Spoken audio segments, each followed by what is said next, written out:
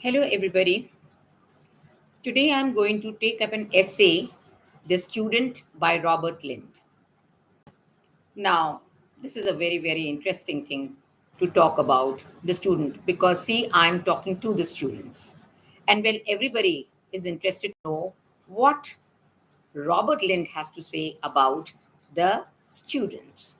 Now, Robert Lynd was an Irish essayist as well as a critic, and self realization was the chief trait of his essays. And whatever he wrote from a mind which shows or rather reflects the personality of a cultured and well educated person. His essays also, are spoken or written with a lightness and a sense of humor. They are witty also, and he gives examples or the phraseology that he uses. That makes the essay very interesting. And this particular essay, the student, is also very interesting. Why is it interesting? Because see, we are all students. Why we are students? Even if I am a teacher, I'm still a student because I have to learn many things in life. Each day is a learning. In fact, till your very death, you are in a stage of learning something or the other. Only if it's not necessary that you are acquiring bookish knowledge, but there are many things that you learn from life. And in this particular essay, the student, Robert Lynn says, he begins in a very interesting manner, for he says it is in the autumn that one used to puff oneself out with good resolutions about learning. Now, you see, whenever you start, or rather, when a child starts going to school, every new year is a new step, a new rung of ladder to be climbed. And when you go to a new class, you are very well excited, very much excited rather, in purchasing new books, in having a new bag, in having your new tiffin box, your new water bottle, everything new about it.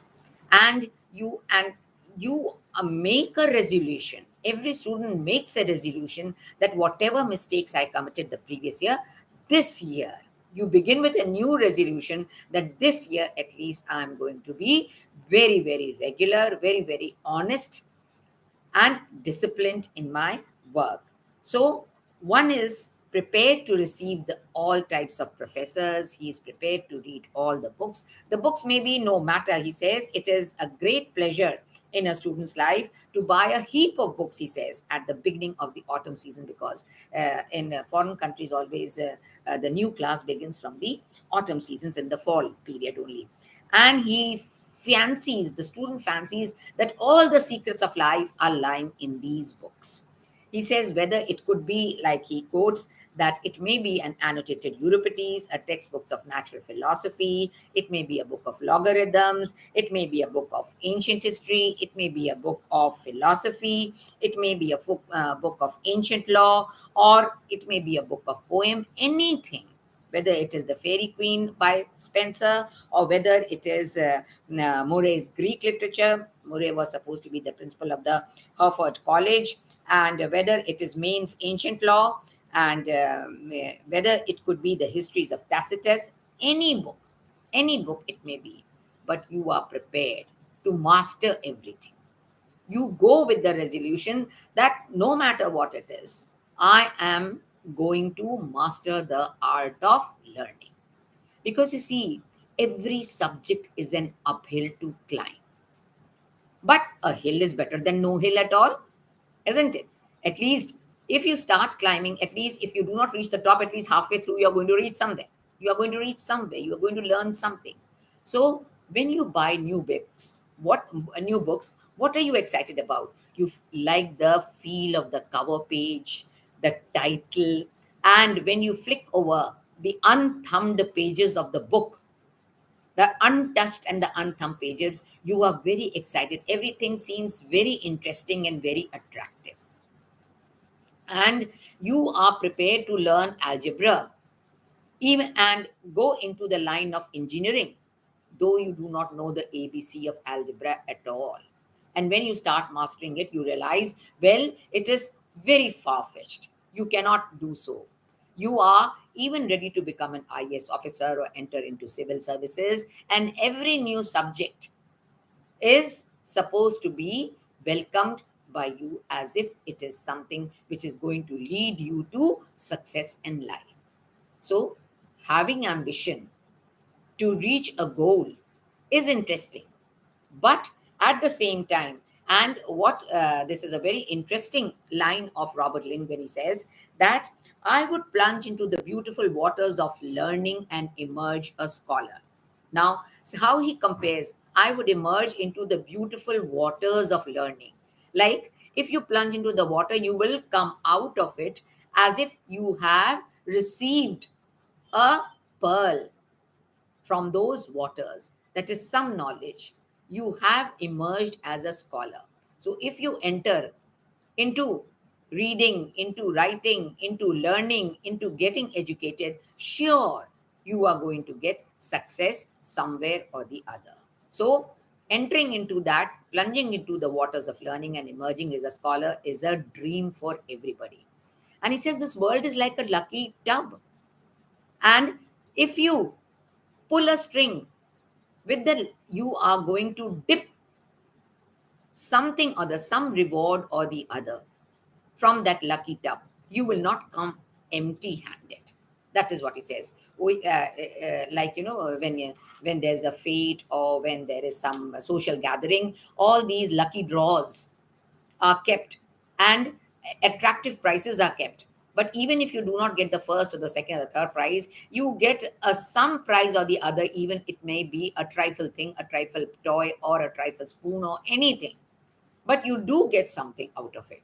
So this tub of learning is like a lucky tub, and if you dip into that tub, you are sure to emerge out with some mastery, a mastery of something or the other. Like he says that, well, I planned and I had a dream that I could be a sculptor, I could be a musician, I could be a architect, I could be an architect, I could be a builder, or I could be anything. And it's not difficult, isn't it? Nothing is an it's not an uphill task to not to become a musician. In fact, he had read that Schumann, who was a great writer of songs, he played the piano, but how difficult it was for him to play a piano. He in fact had to undergo an operation of his stiff fingers. His fingers were very stiff at the age of 20, and he could not move those fingers, so he underwent an operation in order to play the piano, and he became successful. So he thought, well, why can't I become one? But 3 days of consecutive practicing on the piano cured me. He says it cured me of the dream of becoming a musician.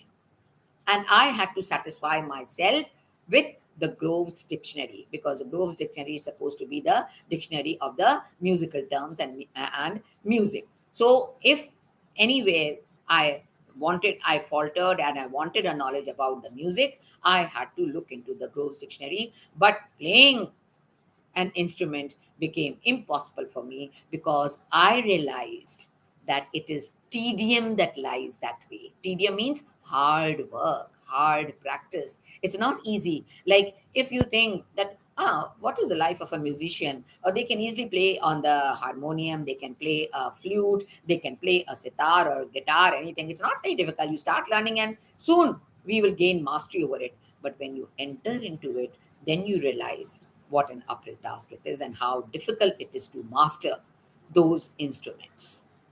And then he says there are certain other types of students also. Fortunately or unfortunately, he says, who do not have such illicit longings. He calls that, I mean, what is unattainable, like an illicit longing. That is something which is unattainable. Like even if you think that you can be a sculptor, isn't it? So you think that you'll take a mass of clay and you'll start designing, and then you will reach an end into making something, a portrait or some new design you will be able to make. But when you put your hands over the clay, you realize, well, how difficult it is to make even a small pot. And looking at the potter, it looked, by turning the wheels of the potter, it is very simple to turn something out of it. But when you start turning the wheel, you realize how impossible it. So some students, they give up the hope of having such illicit longings, and some students are the types who are only concerned with the passing of the examination. They do not want to attain mastery over things which will require hard work, perseverance, obedience, concentration. But they are concerned only with those question and answers which are asked in the examination. So they do not even want to cover the whole course. And this is a fact. In the contemporary times, most of the students are studying only for the purpose of passing the examination. They do not want to outline their future. And and on the other hand, there are certain students who make a aim in life. Like if they want to take up engineering, they will go in for subjects that will help them to become an engineer. And if there are certain students who want to be a doctor, they will go in for science and they will go in for the study of subjects which will help them to pass the examination in order to enter the medical field. So they are these are the type of students who are career oriented students. So they will take up those subjects which will help them to lead to a success in their career. And on the other hand, the general mass of students are those who are going to just read certain subjects and get educated only as far as their passing of the examination is concerned. But if you ask the teachers and the professors, naturally they like those ideal students who are obedient and who make a mastery of those subjects which they are assigned to make. So, those professors, of course, will praise the students who are able to acquire the skill of mastering those subjects. So, and what are the qualities that are required by the professor? Obedience, thoroughness, self-discipline, and the cultivation of the organizing faculty. That is, the mind should be focused on what you want to do. And on the other hand, there are certain students who want to exercise economy in acquiring knowledge. That is, I'm content only with the little that is required to know in the passing of an examination, and the rest is, he says, atrophied from disuse. That is a waste. Why should I learn? If my task in reading this particular textbook is sufficient, why should I go into the reference books? If just reading a play of Shakespeare, if just reading this essay is sufficient for me, why should I enter into knowledge about knowing more about Robert Lynd, knowing more about their times in which Robert Lynd lived and where he lived and what happened? The reference work, what I would like to say, they do not want to make use of that reference work, because he says that the student, he will shun Pater as he did the tidbits. And Wordsworth also, like comic cuts, was for him reading for idlers. That is, even if you're reading Wordsworth and if you read comic cuts, if you're asked to, supposing you are given the task of reading Tintern Abbey by Wordsworth, or The Solitary Reaper, or one of the Lucy poems, which is prescribed in your in your course of Wordsworth. But if I ask you to read another poem, Ode on the Intimations of Immortality, or some other important poem of Wordsworth, you'll say, well, why should I read that poem? That is not in my course. Why should I waste my time in reading that? And why should I know about the romantic period, about the romantic times, about the characteristics of the romantic poetry? Because all that is not there. I am only concerned to know about this one particular poem and what does Wordsworth says in Daffodils or any such poem. So I will read that poem. I should know the word meaning of the poem, the substance of the poem, the theme of the poem, that's all. The rest is a waste.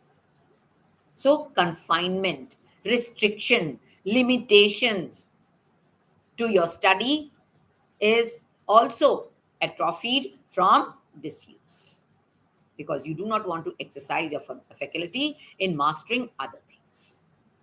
This is another type of student.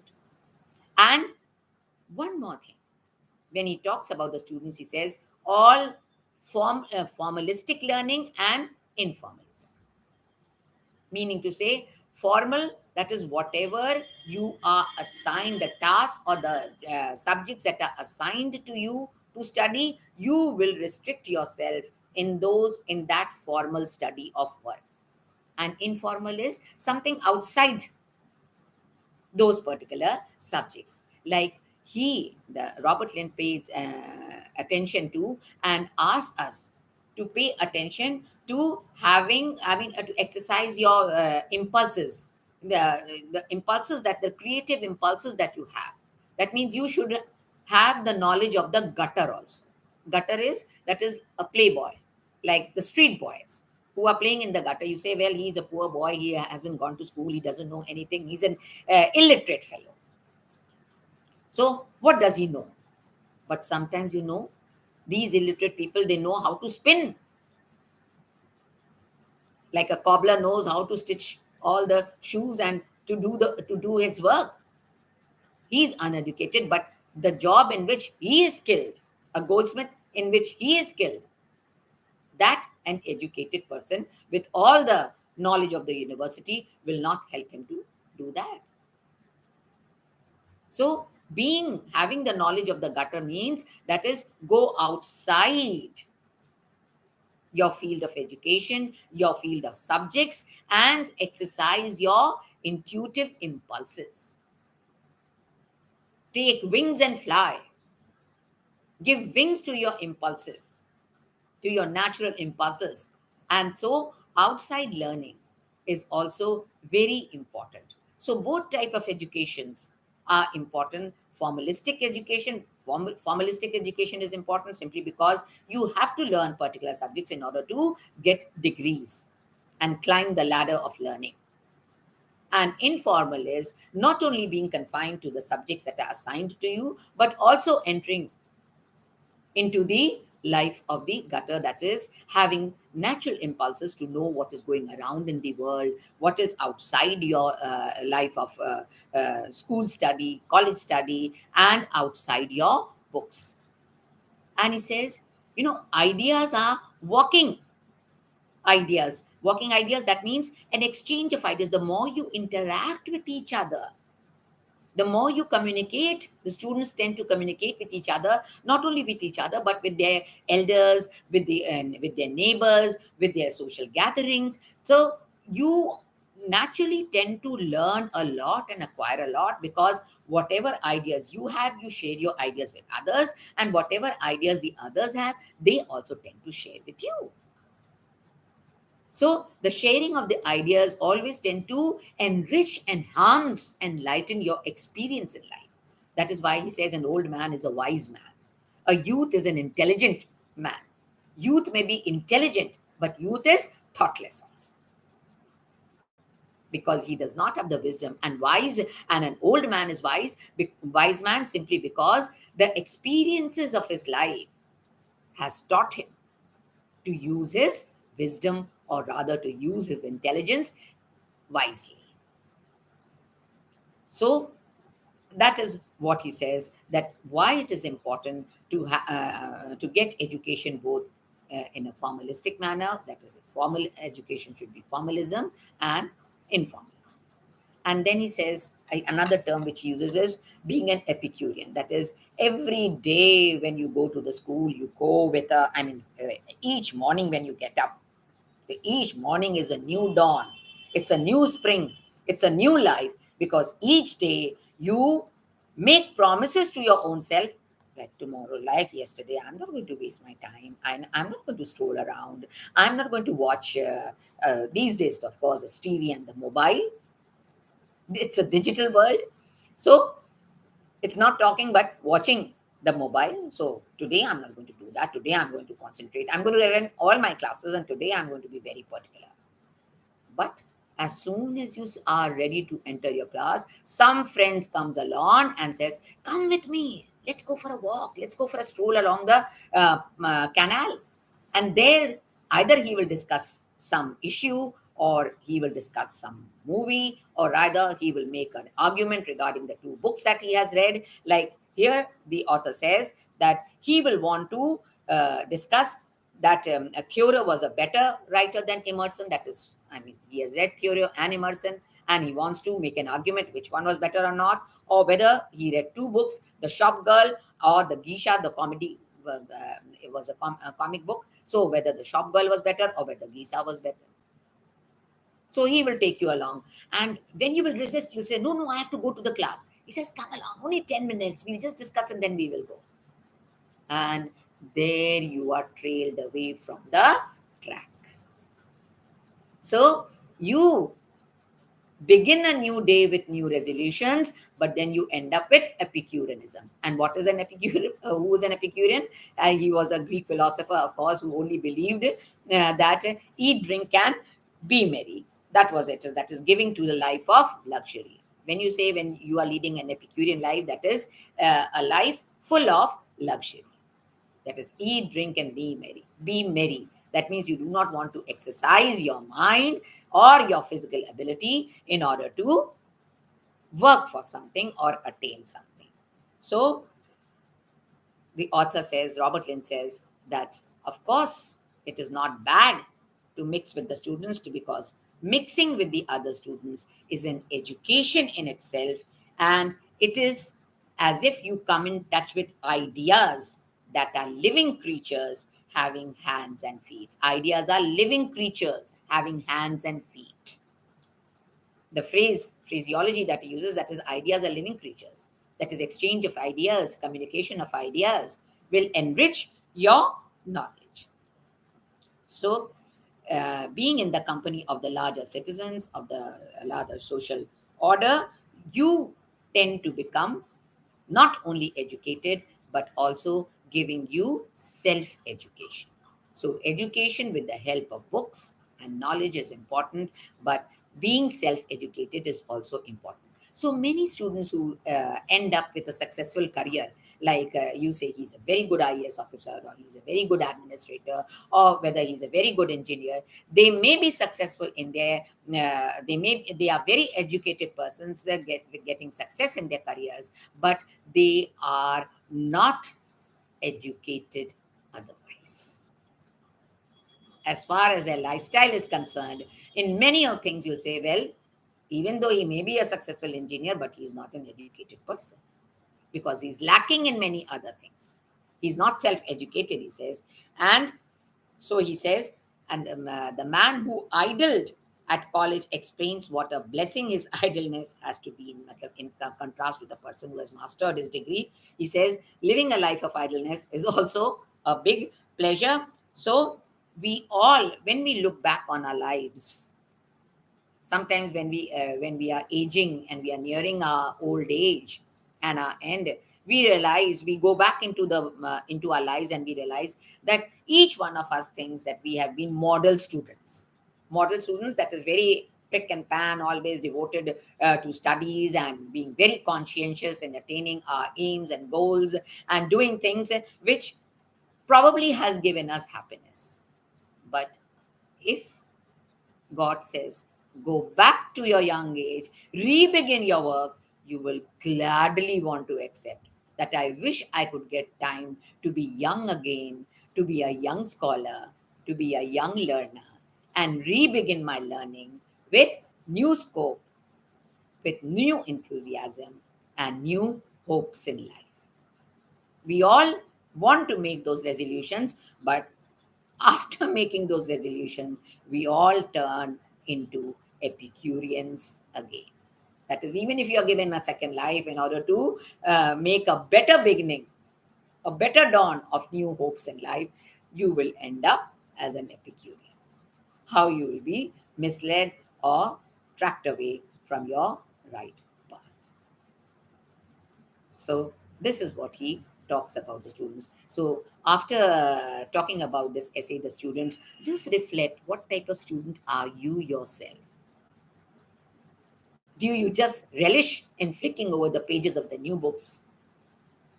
and getting that intention of devouring all, and then asking yourself, did I devour? Did I really accomplish the task that I hoped to do so?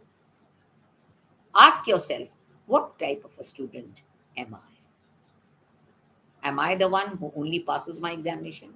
Am I the one who has used my impulses, creative impulses? Am I a better educated man or only a successful man with a successful career? Thank you.